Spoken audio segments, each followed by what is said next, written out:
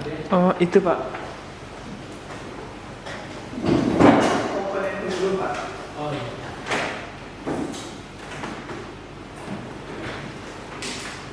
Jadi Assalamualaikum warahmatullahi wabarakatuh. Salam. Baiklah, saya akan menayangkan dan menjelaskan sedikit tentang mata kuliah teori pengembangan kurikulum di SB tentang prinsip-prinsip pengembangan kurikulum. Nah, dari pengertiannya kita sudah tahu, yaitu pengertian prinsip pengembangan kurikulum dapat diartikan sebagai berbagai hal yang harus dijadikan catatan dalam pengembangan kurikulum itu sendiri. Produk akhir dari pengembangan kurikulum ini adalah sesuatu yang diharapkan sesuai dengan harapan masyarakat yang dinamis dan zaman yang selalu berubah-ubah. Yang kedua yaitu macam-macam prinsip pengembangan kurikulum. Yang pertama yaitu data empiris atau empirical data. Data ini lebih valid dan lebih reliable, dapat diandalkan keandalannya dalam pengembangan kurikulum. Yang kedua yaitu data eksperimen atau eksperimen data. Data dari hasil temuan penelitian. Data ini berguna dalam pengembangan kurikulum sehingga apa yang dibutuhkan itu sesuai dengan tujuan pendidikan. Selanjutnya, cerita legenda di masyarakat. Hal ini berkaitan dengan adat istiadat masyarakat setempat yang dapat dijadikan sebagai dasar dalam pengembangan kurikulum. Yang selanjutnya yaitu akal sehat atau common sense. Hal ini berkaitan dengan pertumbuhan atau tingkat berpikir masyarakat. Olivia 1992 dalam penelitian 2011. Tipe-tipe pengembangan kurikulum. Nah, di sini ada 3 tipe pengembangan kurikulum. Yang pertama yaitu anggapan bahwa kebenaran itu bersifat utuh. Nah, fakta atau konsep dan prinsip yang diperoleh dan dikembangkan itu telah diuji dengan khas pengujian yang sangat ketat sehingga dapat ditarik kesimpulan yang generalisasinya itu dapat berlaku di semua tempat. Yang kedua, anggapan kebenaran bersifat parsial atau sebagian. Nah, ini kebalikan dari yang pertama tadi. Kalau yang ini adalah bisa jadi suatu konsep atau fakta itu cocok di suatu tempat atau situasi atau daerah, tetapi di tempat yang lain tidak cocok.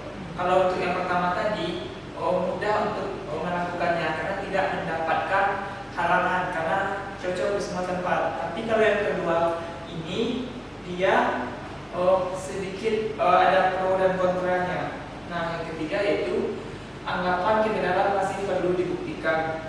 Nah, karena kebenaran bersifat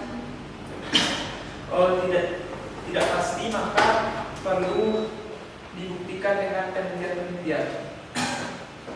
Selanjutnya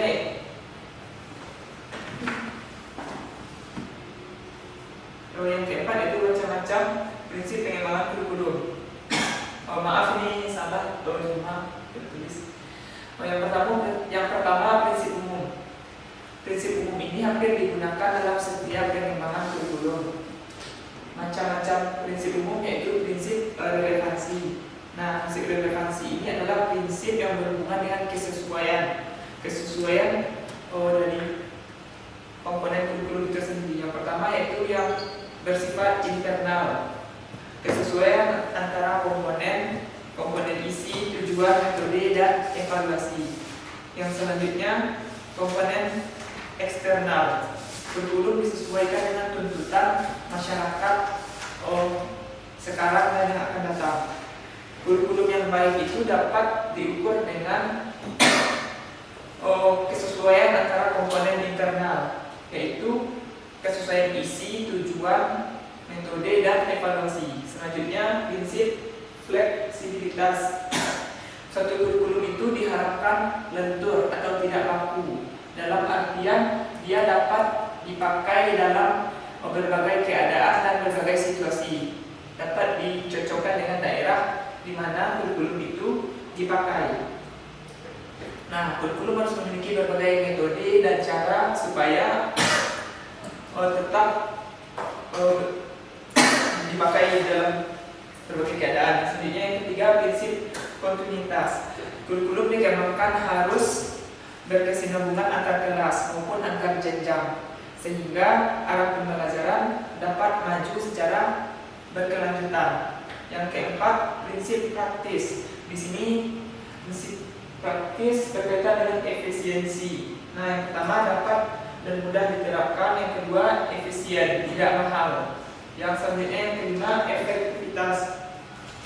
Kurikulum harus sesuai dengan tujuan yang akan dicapai. Agar tujuan dapat dicapai, maka harus efektif.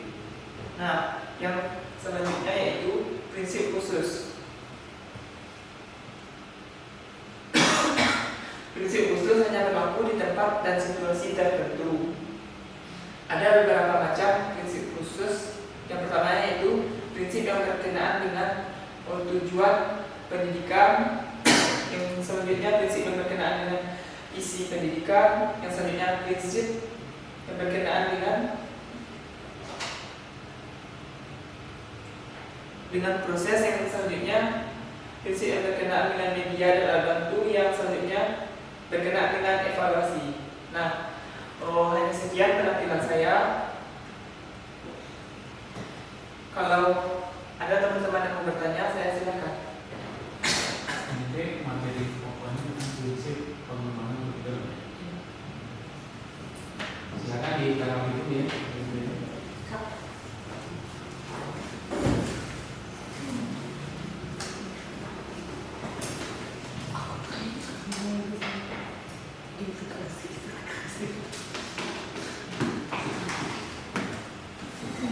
Baiklah, dipersilakan kepada saudara Gini.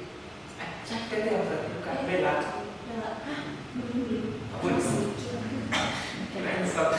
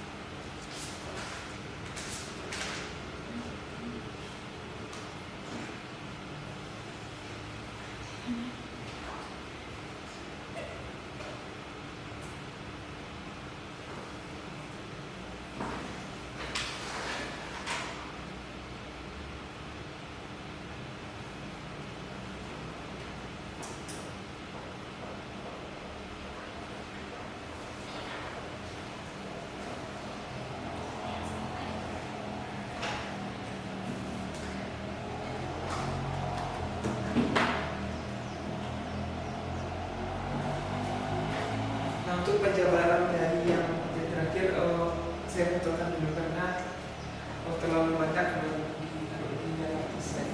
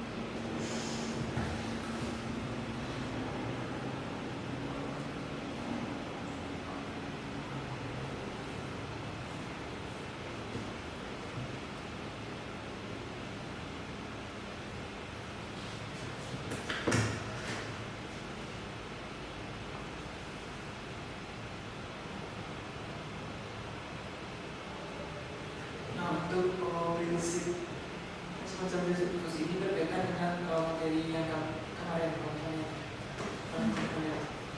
Oh, ada yang umum, ada yang khusus. Ada yang slide yang kedua juga.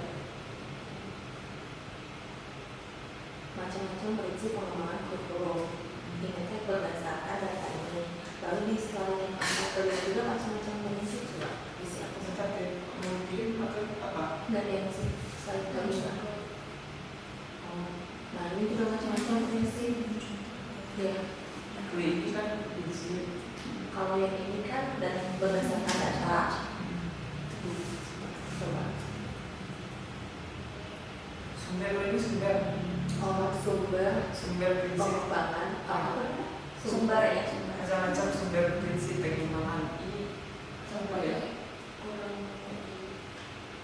Kayaknya ada tinggal Ada yang tertinggal di masa lalu. jangan Ganti aja. ya kita lihat ya di